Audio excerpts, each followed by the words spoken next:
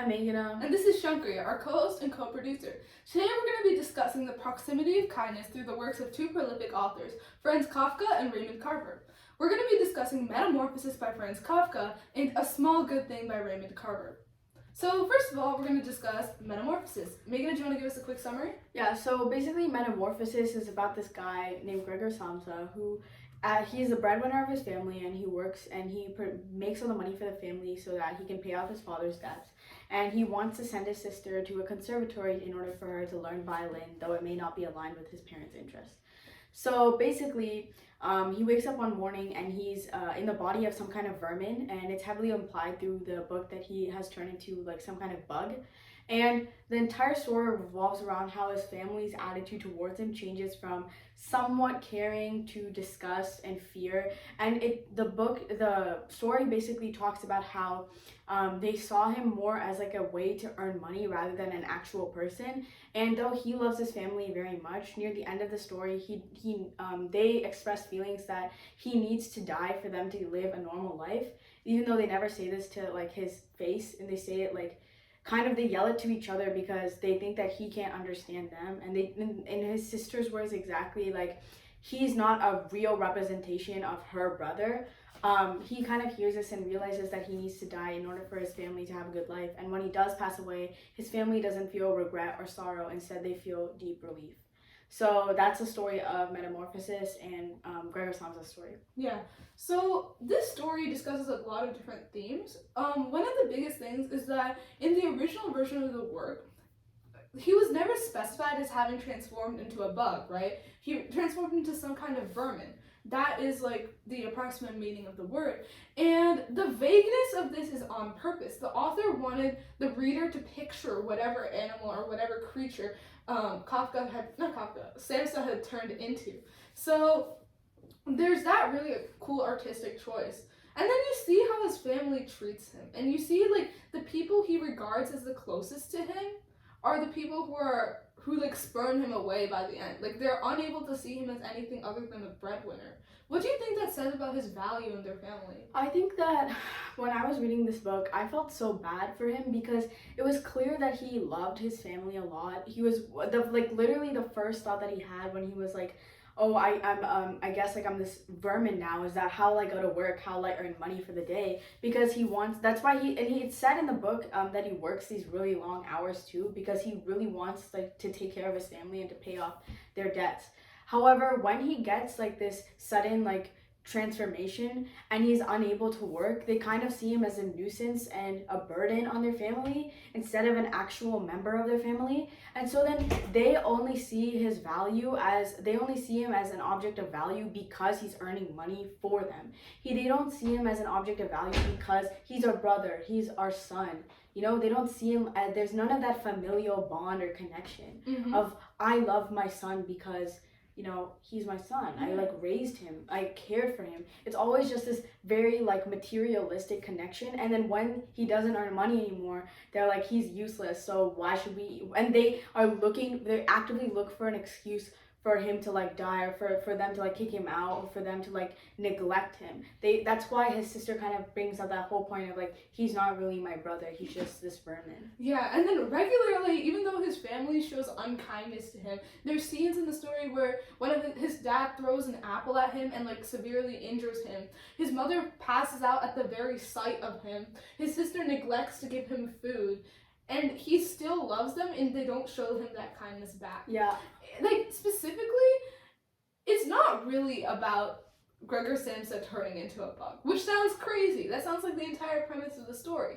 But it's more like a metaphor for when someone develops some sort of physical or mental disability and is unable to provide for their family anymore, and how their value ends up deteriorating within that family. So I feel like that makes it hurt even more. It's like you see so many people out there who actually go through this kind of thing. Like, I think earlier you brought up the example of burn victims, right? Like, burn victims, after they get injured, like, they're unable to interact with world in the same way as they did before, just because the world treats them differently based on just how they look. Yeah, a lot of in like when I was looking up this topic, even though this isn't like everyone's experience, a lot of people with like especially like facial burns and like burns that make their face look a lot different than it originally did, they are treated differently by all aspects of society, and even in a lot of heartbreaking cases by the ones closest to them, such as spouses or parents or children. They're just like not regarded in the same way, which kind of like that was the first thought when I was like reading this book, because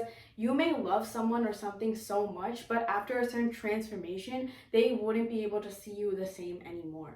And I think that there are a lot of also cases in society that kind of show that this isn't universal, however, because there are many people who like lovingly care for, like, for example, their grandparents who are suffering through neurological disorders that make them unable to recognize their own family. There are so many people who care very lovingly for them, and I think that that's at least like hope that our society is like different right now. Yeah.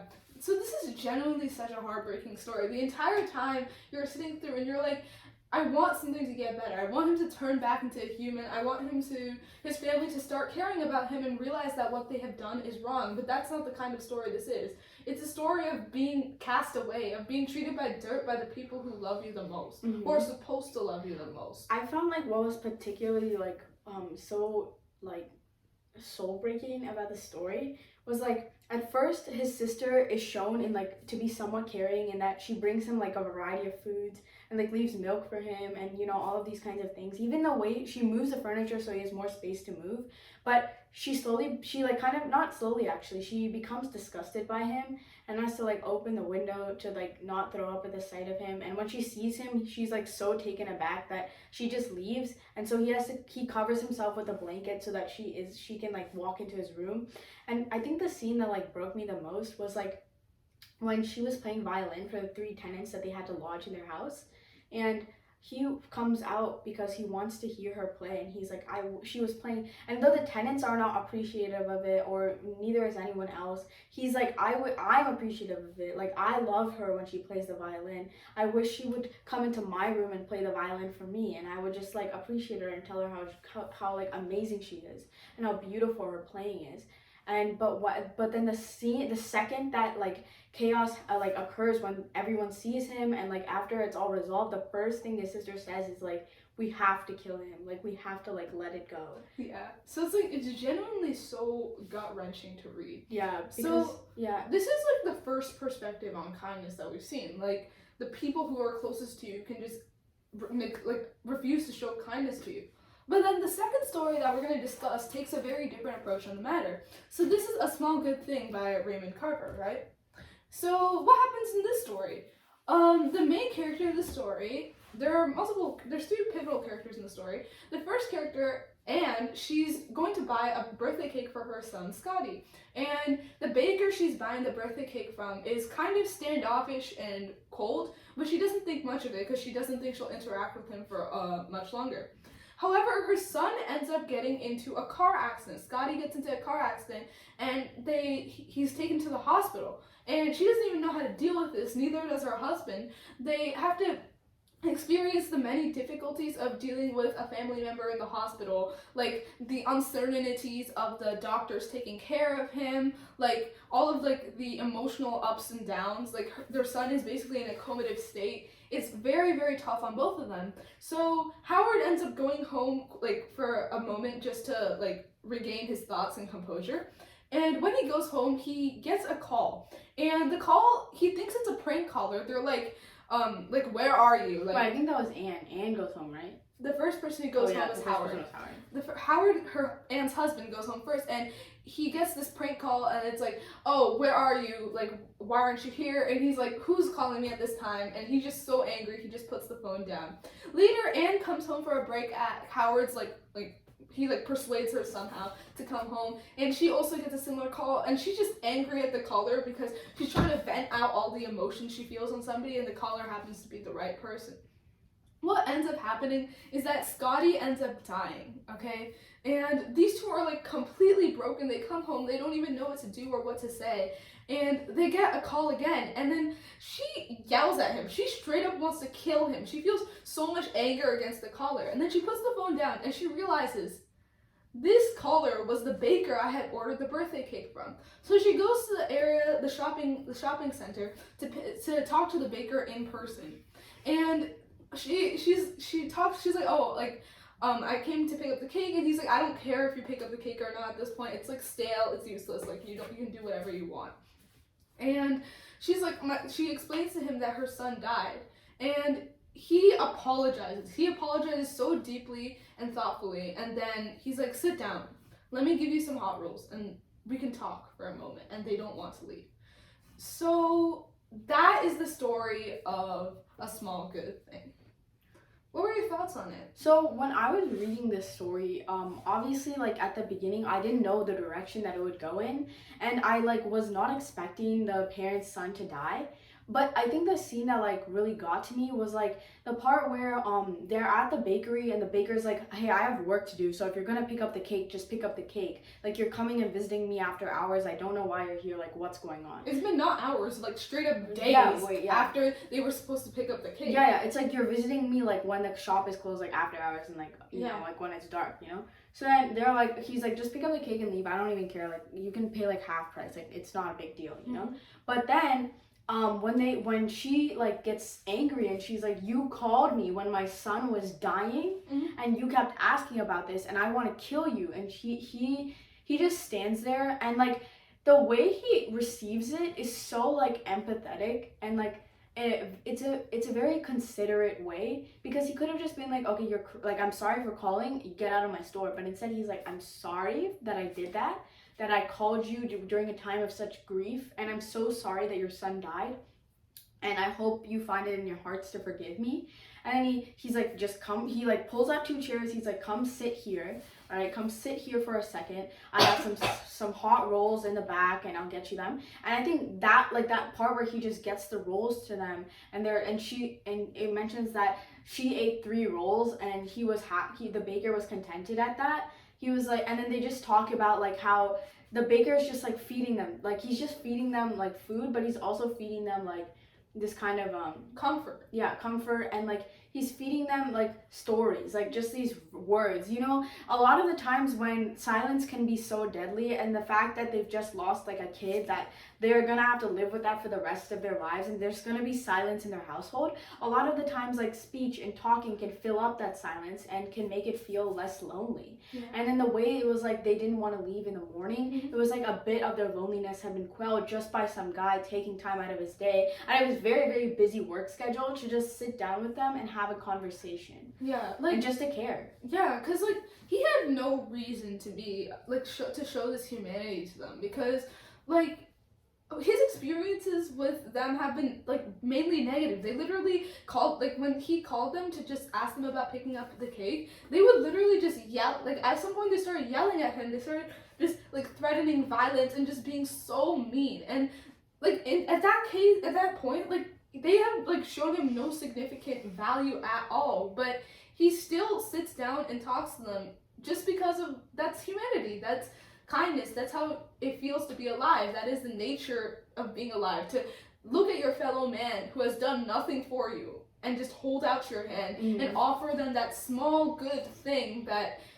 might seem insignificant in the long run, but in the short run it just meant everything. Yeah, I feel like this story particularly highlighted how empathy is, like, so important in today's society, and that not everything has to be a give or take relationship. Like, sometimes people just need, like, a listening ear or a voice to talk to, and some people might be going through an experience that you don't really know about, so it's always important to consider everyone's circumstances before you say something mean or hurtful.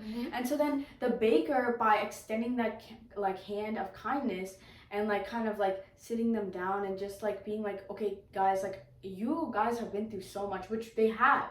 Like, they just lost a son, and, like, you know, they had no idea what was going to happen in that period of, like, fear when their son was just in the hospital just dying, you know, and they had no idea what to do. Like, he kind of just like was able to like hold them together a little bit. Yeah, and that's what you see between these two stories, right? That's what you see, like, in Metamorphosis, like, the people who are supposed to be kindness to Samsa weren't able to be, they weren't kind to him at all. They didn't show any of that humanity at all. They had no empathy, and they just, like, left him to die. And on the other hand, in a small good thing, the baker who had no connection to these people who were just complete strangers to them, he managed to sit them down and he talked them through one of the probably most horrible periods of their life, right?